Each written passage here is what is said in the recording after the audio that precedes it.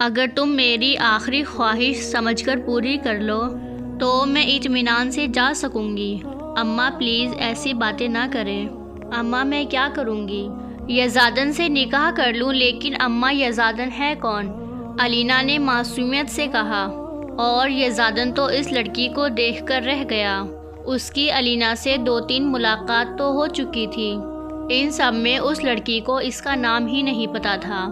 اماں مسکرائی اپنی بیٹی کی معصومیت پر اور سامنے ہی یزدان کی طرف اشارہ کیا، اور علینا بیچاری تو خود شرمندہ ہو گئی۔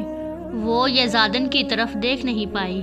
اماں نے یزدان کو کہا کہ بیٹا مولوی صاحب کو اندر لے آؤ، اور علینا کے سر پر دوپٹہ پہنایا، اور یزدان مولوی صاحب کو اندر لے کر آیا، اور کچھ ہی دیر میں علینا حمید سے وہ علینا یزدان شاہ ہو گئی تھی۔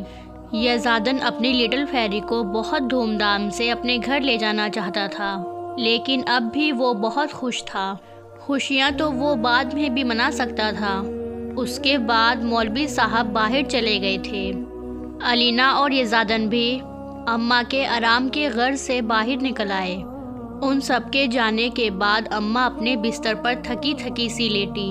ان کا دل اب مطمئن ہو گیا تھا کہ علینا اب اس دنیا میں ان کے بعد اکیلی نہیں ہے۔ انہوں نے یزدان کی آنکھوں میں علینا کے لیے محبت دیکھی تھی، اور اپنے ماضی کے بارے میں سوچتے سوچتے ان کی سانسیں اکھڑنے لگی۔ نرس جو ان کے پاس کھڑی تھی بھاگ کر گئی اور ڈاکٹر کو بلایا۔ علینا بھی پریشانی سے کھڑی ہو گئی۔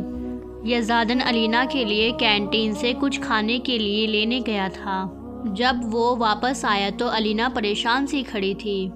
یزدان علینا کے پاس آیا اور اس کے چہرے کو اپنے دونوں ہاتھوں میں بھرا۔ کیا ہوا میری لٹل فیری، اداس کیوں ہیں؟ یزدان نے کہا۔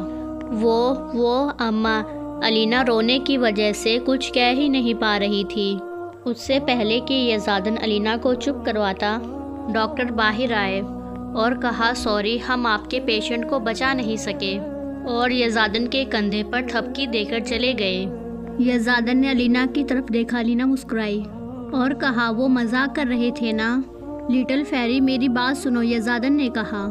علینا نے اس کے دونوں ہاتھ اٹھائے اور اماں کے کمرے کی طرف بھاگی۔ یزدان بھی اس کے پیچھے گیا۔ علینا اندر داخل ہوئی اور اماں کے بیڈ کے پاس جا کر اماں کو بلانے لگی اور کہا اماں پلیز اٹھے نا، اب میں آپ کو بالکل بھی تنگ نہیں کروں گی، پلیز ایک بار اٹھ جائے نا، میں کبھی بھی آپ کو پریشان نہیں کروں گی، ٹائم پہ گھر بھی آؤں گی اور کالج جاتے وقت میں ناشتہ بھی کروں گی، پلیز اماں اٹھ جائے نا، اماں اٹھ جائے نا۔ علینا چیخ رہی تھی لیکن اماں نہیں اٹھی۔ وہ چیخ چیخ کر اپنی اماں کو بلا رہی تھی، لیکن اس کی اماں جو اس کی ایک آواز سننے پہ آ جاتی تھی اب نہیں آ رہی تھی۔